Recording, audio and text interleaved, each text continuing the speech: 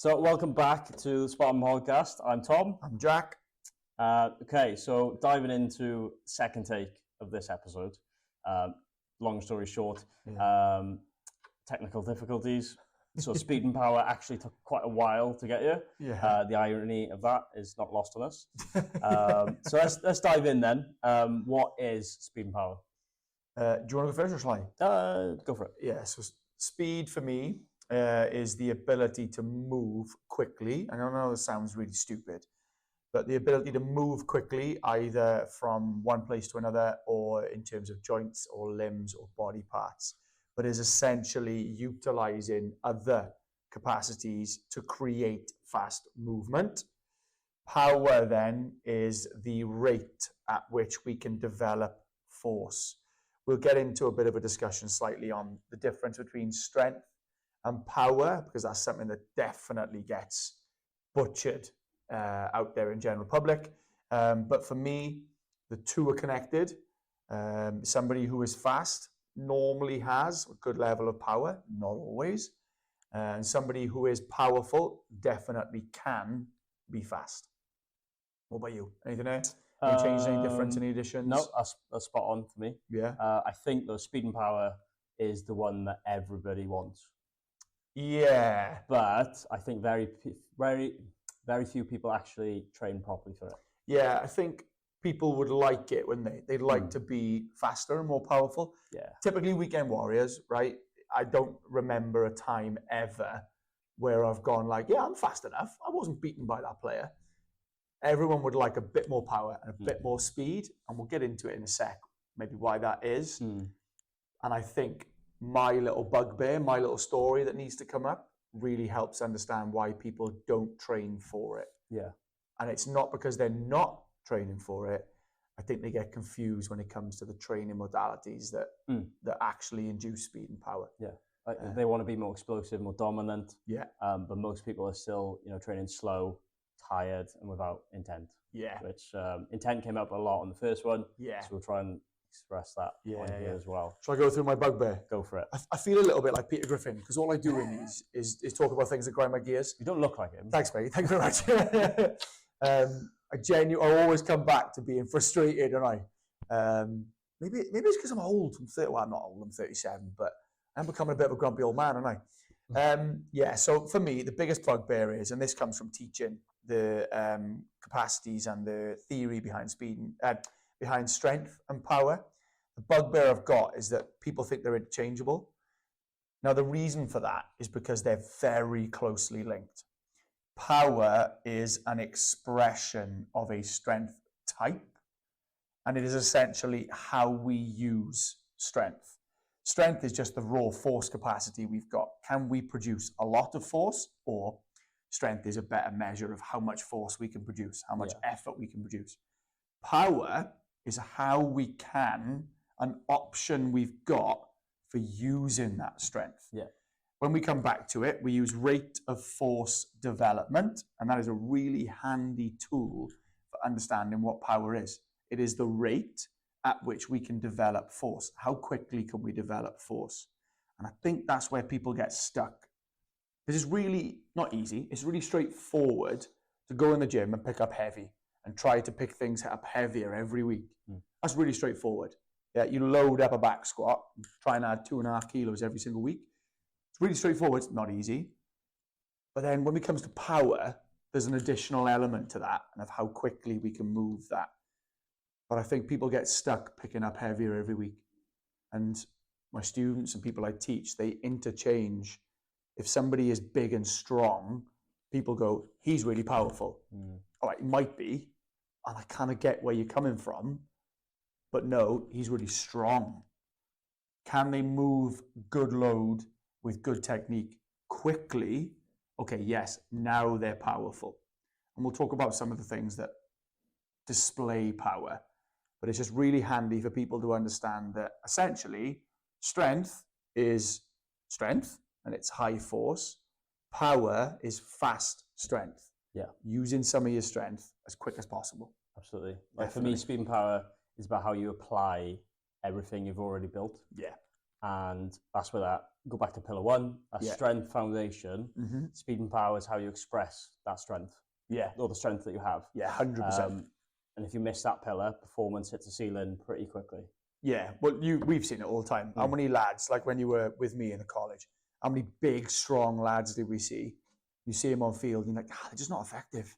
Like, lift a house, he's getting bowled over, or he's not dominant in tackles, and it comes down to speed and power. So let me ask you a question, Jack. Yeah. What's some recent examples you've seen of immense like strength and speed and power? Oh, man, so we've got one lad always comes to mind, and it was really interesting actually because he was jumping the other day. I call them rhythm jumps. Some people call them continual jumps, whatever you want to call them. Basically, using rhythm and technique. As soon as they hit the floor from one jump, they keep going. And the lad we've got in the college with us is 120 kilos, and he is covering 13, 14 meters in 4 jumps, but he jumps smooth, quick, and with really good rhythm and technique. Basically, he can jump the same distance using 4 continual jumps that a football player half his size can do. And the football players, I've told them about this. I've been like, yeah, you think you're going to jump in, wait for, what's his name, to come in now. Watch this. And they just happened to be there one day while he was doing his jumps. I've never seen so many jaws hit the floor. And they were like, you're not joking. I was like, I'm genuinely not joking. Yeah. Like, that is raw power. Yeah. Now, for example, his back squat is 160 times 6. Kid's 16. Body weight? 120. So yeah, he's a big lump. Yeah. But 160 times 6, more than a tank as well. I reckon that's a 180 for 2, 180 for 3. And he can jump. Wow. And then in the final the other day, I'm sitting the other end of the field, right? And all I see is just one of our shirts just hammering defenders through rucks, and just like it looked like the Juggernaut from X-Men, just blowing through walls. And then this lad just stands up happy, smiling, smile on his face. Doesn't even look like it's difficult. Looks like he could keep doing it for a full 80 minutes. And I think, yeah, do you know what? He's got the strength, 160 times 6. Yeah. And then he's got the power because he's able to utilize that strength at speed. And it's just phenomenal to watch. Every time he jumps, I'm like, yeah. It just blows my mind every time. Yeah, so to break that down then and bring it back to the rate of force development you mentioned, that athlete, as soon as he's punching that foot into the floor to propel for the next jump, there's so much power going through the floor to get that distance on his jump. He's got like a really good plyometric technique, which is part of the example I used, but the underlying capacity to produce that movement quickly and produce a jump is his power. And he's just able to control his forces, strength. He has the strength capacity to control his joints, control landing forces, but he's also got the speed or rate of force development to be able to then push his body, 120 kilos, remember? Which in sport, speed and power are usually the difference makers. Yeah, 100%. Speed kills, our first step, acceleration off mark, jumping, depending on what sport you're playing, that collision as well. You'll know more than I will in rugby.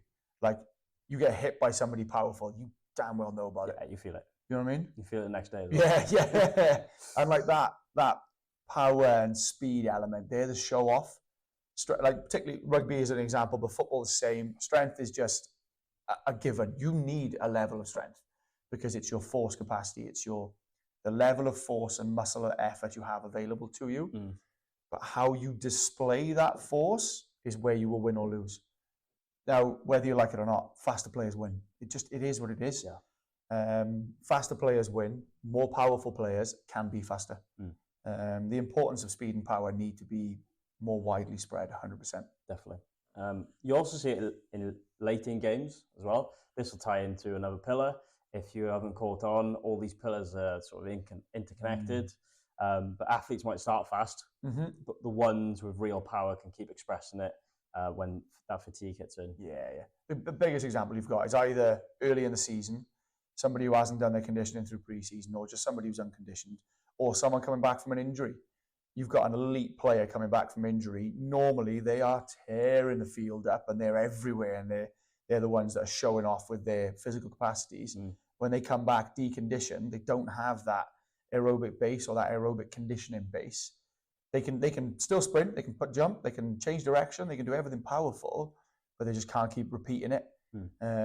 And it's almost like a tease. You know it's there, but they just need that conditioning to get to top level. Yeah. And like you said, we tried to make these pillars separate, but they're one big blob, really, aren't they? Basically, yeah. But we'll keep them separate for the sake of the podcast. Yes, separate episodes. If anyone asks, they're separate. Could be 10 hours straight. Yeah. Strength gives you the raw potential. Yeah. I think I'm trying to sum it up now. Aerobic base lets you repeat high outputs and recover between efforts. Yeah. Which we already covered. Yeah. I think if either of those are missing, speed training hits a wall. Yeah. That's why just sprinting more isn't the answer. It's the exact reason why track sprinters aren't elite field sports athletes. They can sprint. Don't get me wrong. Wow, they can sprint. But can they do that for 80 minutes? And don't get me wrong, we don't sprint as fast as they do. Right? They are finely tuned animals. They're drag cars. But your field sports athlete needs to be a rally car, Formula One car. You need to be able to do it all. Stop, start, turn, do it all. And part of that is having the aerobic base that allows you to keep showing off. And that's what speed and power are. They're the show-offs. Can you get up above somebody? Can you out-sprint somebody? Can you change direction more quickly? Speed and power. But you do need that aerobic base to keep doing it. Yeah. It's really important. Definitely. So we're going to go into like how we train for speed and power. But I think you always start with building enough strength. Yeah. Then the focus shifts from can you produce force to how fast can you use it. Yeah. And that's not to say that if you're a younger athlete, you are only allowed to do a block of strength to start with, but your main focus will be your force capacity. If it's outlined that your force capacity, your strength is lacking. So if you can outbench your squat, you ain't strong enough. No. So no amount of power training is going to drastically change your game. You might get a bit quicker. You might change direction a bit more effectively. Yes. But power shouldn't be your main focus. Can you add it in the beginning of your sessions? Yes, by all means. If you're a young athlete and you want to be effective on field, put some power in your training now. It's a great warm-up as well. Yeah. Oh, fantastic warm-up because you can use versions of your strength work for power. Power will increase the nervous system activation you've got. So when you go into your strength lift, you're on. You're ready to go. Bold statement, but I'd argue any exercise can be turned into a power exercise. Yeah, I mean, God, if we went as through long as it's quick enough. Yeah. We went through it with a fine-tooth comb. There's probably one or two you'd rather not. Okay, majority. But essentially, you are right. Yeah. Is you can make any exercise a powerful version of the strength exercise. And it is definitely a good idea if you feel like you've got a good strength base, chuck some power training in. Christ, if you want to get better at your sport, chuck some power training in. If you feel like day to day you're just a bit sluggish, chuck some power training in. If you want to enjoy your training, chuck some power training in. It's just good fun. Yeah. Listen to the barbell rattle, moving things quickly, challenging yourself in a different way. It's a good laugh. Yeah, it is good fun. Yeah, I've recently put my missus onto a couple of power days. Nice. She's loving it. Yeah. And like you're still getting some strength gains because there's an improvement in nervous system activation, nervous system recruitment, nervous system timing and the control. So you're still going to benefit or at least not get any weaker. Just chuck some power training in. Yeah, absolutely. Good fun. You know? So for me, speed and power training comes down to one word. Go on. So I was going to ask you first. Okay. It's got to be explosiveness, isn't it? What were you going with? Go intent. On. Okay. So yeah, they can marry up. You can't have mine without yours. True. You can't have explosiveness without intent. Because you can move a barbell. Anyone can pick a barbell up. But how you move it is really important. You got to be 100% locked in to move it explosively. Yeah. And that's where that intent comes. Yeah. How do you gauge somebody's intent with a barbell then? Like you, when you see somebody shifting a barbell, how do you know they're giving it all? There's little tells in there across the body. Yeah. Probably face is a big one. Yeah. Gurning. Yeah. Yeah. If you've got funny faces, then they're giving it all. If they're just blank, there's nothing going on there. That's probably the biggest one. See here, it is a bit of a coach feeling at times, isn't it? You'll get a little barbell rattle, or you'll see an athlete like snap a joint, not snap as in a bad way, but like a joint will close or extend really quickly. Yeah. Or somebody will double move and they'll like purposely put themselves into a position where they can explode, and you go, okay, we're onto something here. Even if that's wrong, it's wrong, but you go, all right, you're trying. Yeah. Don't mind this. The barbell rattle for me, it's why I like Olympic plates, because they go click, click, click, click, click, click. Yeah. Or like metal plates are quite good. I can't have metal plates in my lot; they'll damage them. They keep dropping them on the floor. Well, yeah, our gym's full of metal plates. So yeah, so you can hear it, can't you?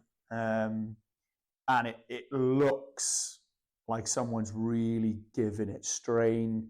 They get tight, they get focused. They might breathe differently. They might at the top of a lift, but yeah, intent is a big one. I think it might be worth us outlining what we see as intent, especially when it comes to power.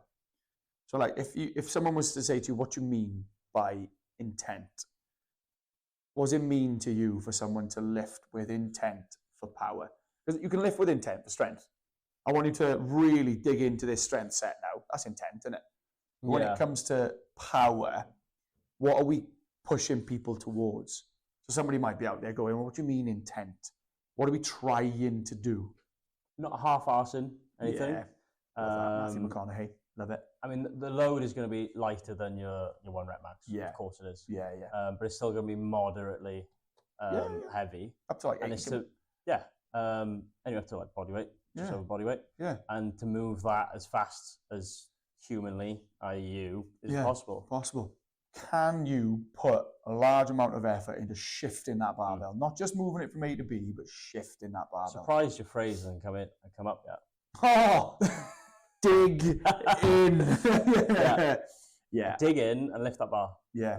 I think that like strength work, power work, conditioning work, that's where, if you've ever done anything like that and you've really given it a bit and you've left that set or that session going, you'll know what digging in means. And like, to be able to dig in with intent is like the golden carrot. That's the secret in it. Yeah. When you can learn to apply yourself to a movement, to an exercise, to a session, to a block, knowing that you've really dug in and given it everything, that's when your training changes, regardless of what you're doing. But we're going off topic now. That's my fault. I always do that. No, absolutely. So how do we actually train speed and power then? So like exercises, lifts. Obviously that intent is the main overarching idea. Yeah. But like plyometrics, touched on it. So that would be your jumps, sprints, hops, pogos, bounds. Yeah. All that snazzy jazz. Yeah, for me, you've got groups. So you've got your body weight stuff, your jumps. Then you've got like your lightweight explosive stuff, your swings, your throws, your slams.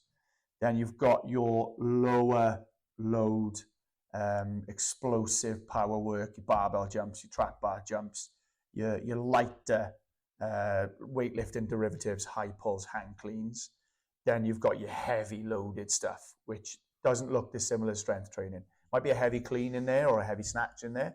But then you've got your tempo box squats, your tempo full depth squats, your tempo pause RDLs, things where the lift isn't different in terms of technique to your strength work, but the load and the intent, so the way in which you're moving the barbell, they're different. And there's a whole continuum there. Now, all of those are singular.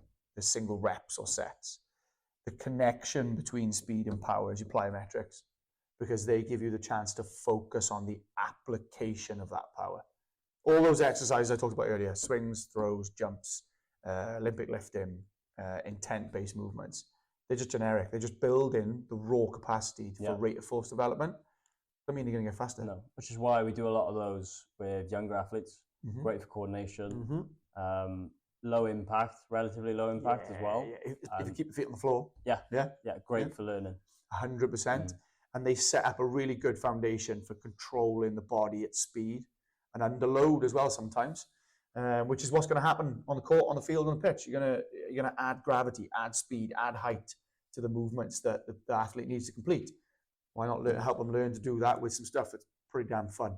I don't think I've ever, even with, I've got 16 to 18-year-olds, I've got to compete in doing triple broad jumps. They're all laughing and joking. They all love it. Like youth athletes love a competition. They love to hop, skip, jump, throw because it gives them a chance to compete. I don't think I've ever once told a group to compete over ball slams, and every single time they try and burst the ball. It happens. Oh, the amount of ball slams we go through in BST. It's unbelievable, isn't it? Incredible. No one gone. I always remember Chris complaining about him. These are supposed to be perishable. You still like that? Yeah. Okay. A couple of common mistakes with training in speed and power. Yeah. I think there's two for me. We'll touch on the first one. So probably the biggest one is seeing everything being done slow. Yeah. Which is the complete opposite of what you're trying to achieve. Yeah. And what you want to do after you've done that training. Yeah. The whole purpose of training for speed and power is to be more explosive and move faster. This is where the myth of strength training makes you slow come from. Is that strength training on its own doesn't make you slow, but it will not make you faster. Because you are contracting the muscle, you are giving the muscle plenty of time to contract. And when you're performing powerful actions on the field, on the court, or outside the gym, you don't have the time. The whole point is to produce things in shorter time possible. So why then would we get faster by lifting slowly? And that's the thing, is that powerful movements need to be done relatively quickly. I'm not saying you've got to do them in a millisecond, but they need to be done more quickly than your one rep max back squat. Yeah. Like that's not power. That is strength. And this is where my bugbear in the delineation comes from. People really struggle to separate it. So if anybody is interested in how do I perform a powerful lift, whatever your top set of back squat was last week for strength, drop 15, 20 kilos off it, make that barbell rattle. Yeah. Go for it. And that's where that intent comes in. Exactly. Yeah. And that's when you'll start to understand what powerful training is. Do it quickly. Yeah, you're right. One of the biggest mistakes that is people just thinking, oh, I'm doing more, so I'm going to get powerful. No, you're going to get stronger or you're going to get bigger. Yeah. What's the other one? Have you got any before I touch on this? That's a big one for me. People going too heavy, which fits in with that. They start off with really good load, 60% 1RM, and they're rattling that barbell. And then they go, oh, it feels all right. Well, yeah, it's going to. It's 60% of 1RM. Then the form's going to drop. They've got 70% of 1RM. And they go, oh, yeah, I can probably go a bit heavier here. They go 75, 80% 1RM. You're in strength territory now. Now the barbell has to move slowly. You don't have the capacity to move that quickly. You've got to earn it. You've got to earn it, yeah. And they load it up too early, too quickly. And as a potential consequence, you ruin the technique. Therefore, then you are not learning power in the right directions, the right places. So, yeah, I think it's misconception, misunderstanding, misapplication that I see very often. Definitely. I agree with that. Yeah. So, yeah, the other one for me is turning power work into conditioning. So, shorter rests, that's going to result in like sloppy reps. Yeah. It's not speed training. It's just like anaerobic conditioning. Brings me on to my CrossFit issue, doesn't it? Was it in the first time we talked about this? I think so, yeah. So people probably haven't heard this one, but it grips me that, and I'm only using CrossFit as an example because CrossFit's really guilty of it, but in other forms of training as well, there's a whiteboard and they've written today's strength block is WOD, and it's an EMOM. I'm like, how? Oh, yes. 80%, 5 reps every minute on the minute. I don't know about you, but it takes me about a minute to do 5 reps heavy. Yeah. So there we are. You just keep going. Well, that's conditioning because there's no time to rest. There's no quality. It's just about getting the work done. And conditioning is about getting it completed. Strength, power, speed are about getting it done well. So you're right there. Yeah, I remember the whole rant now. Yeah. But yeah. I've refrained this time. Yeah. Power needs that intent. Yeah. Focus. Yeah. And recovery, as you say. Power and speed are quality over quantity. You are better off doing slightly less, really well, than you are doing a little bit more because you feel like it. You should not be crawling out of the gym after a power session. In fact, I've often done power sessions 24 hours before match day. You should theoretically be able to recover from a power session relatively quickly. Like you might feel a bit fatigued after it, but it shouldn't wipe the floor with you. It'll feel tough. It'll be hard. You'll be puffing. You'll be sweaty. It's a tough session. Yeah. Ask an Olympic weightlifter. But Olympic weightlifters with practice can train twice in a day. After a conditioning set, I'm wiped. Yeah. And I just feel like I've got fitter. I don't feel like I've improved anything other than my fitness. Hence the term conditioning. So it is a big bugbear of mine where people go, I'm going to do strength. What are you going to do? I'm going to do a 30-minute EMOM. Yeah, you're not doing strength. That is not a strength workout. You might get a little bit stronger just because you kick the crap out of yourself, but it's not a strength workout. End of. Yeah. Done. Yeah. Run over. Done now. So I want to tie speed and power into last week's episode. Okay. And also what we touched on with intent. Cool. So I think speed and power is a mindset, or think of it as a mindset, especially with that intent aspect comes into it. Yeah. So this pillar isn't just physical. It's a mindset. You know, if you look at powerful people, powerful sports people, they move with purpose, and they don't drift through sessions. Nope. They come in, they go bang, bang, bang, get it all done. And yeah. That is true, actually. The reason I think we don't see much power in Gen Pop training is because it does get a little bit reserved for athletes. Now, they need it. Athletes need it more. Gen Pop can definitely use a bit of power. You trip on a step and catch yourself. That's power. You know, a lot of strength in there, but you have to move your limbs quickly and then absorb force and produce force very quickly. You chase the kids up the stairs because they're doing your head in. That's power. And I think that the reason that we see athletes benefiting from it more is because athletes training is part of their job. Now, if we trained like it was our job, we'd have much more intent. We'd be much more focused, dedicated, and precise. I think that's something that you're nailing there with that mindset idea. Is if you're going to train for power, you're serious about your training and you're serious about moving towards that goal. Yeah. And I think that everybody can benefit from that. So if power training is dropped in just to rev you up and get you switched on, class, I'm all for it. Yeah. A set of box jumps before you do back squat, it'll switch you on, I guarantee. Set of drop jumps, 30 centimeter box, drop off, jump in the air, head a ball. It'll switch you on, I guarantee. And it'll get you thinking about how precise you are with your training. You've literally just stole my notes. Oh, sorry, mate. That's fine. But yeah, when you train explosively, those box jumps, as I say, it builds confidence. You feel capable, you feel athletic. Yeah. And that carries over into how you show up everywhere. Training, work, sport, if you're playing sport, just life. Yeah, 100%. It definitely will carry over elsewhere. I also like how I have not, and this is genuine, not looked at your notes. Makes me feel like I'm saying something right if we've got the same thing written down. Yeah. I'm happy with that. But you're right. People who are training for power, they're normally a bit more switched on in the gym. Well, yeah, think of it like the nervous system's more excited. Yeah. And they've gone in there with a solid focus, goal, and intent, which is to be better at something. And I think that carries over. 100%. Nice. Right, let's wrap it up then. Come on in. So our strength builds capacity, aerobic base sustains it, and then speed and power is how you express it. Show off. Yeah.